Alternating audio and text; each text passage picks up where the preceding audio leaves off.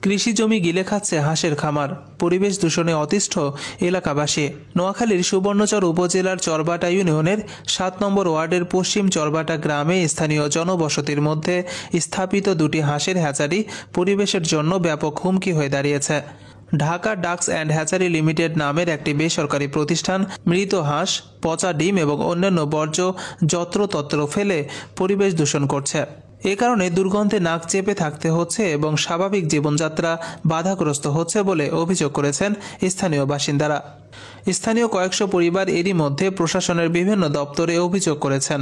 তারা জানিয়েছেন, হাঁসের খামারের বর্জ্য আশেপাশের ফসলি জমি ও বসতবাড়ির এলাকায় ফেলা হচ্ছে।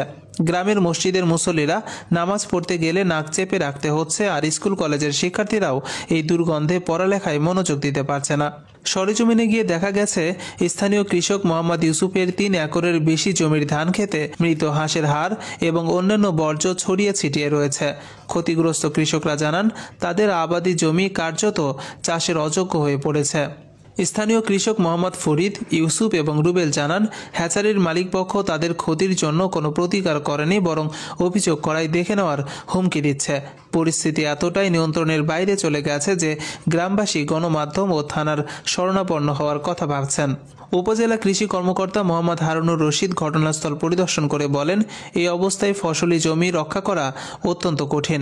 আমি নিজেও এই বর্জ্যের দুর্গন্ধ সহ্য করতে পারিনি। গ্রামের মানুষ কিভাবে এখানে বসবাস করছে তা কল্পনার বাইরে।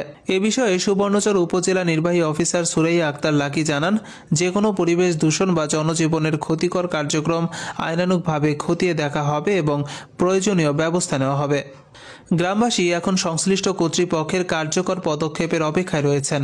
পরিবেশ রক্ষার পাশাপাশি ফসলি জমি রক্ষা এবং জনস্বাস্থ্য ঝুঁকি নিরসনে দ্রুত পদক্ষেপ নেওয়া জরুরি।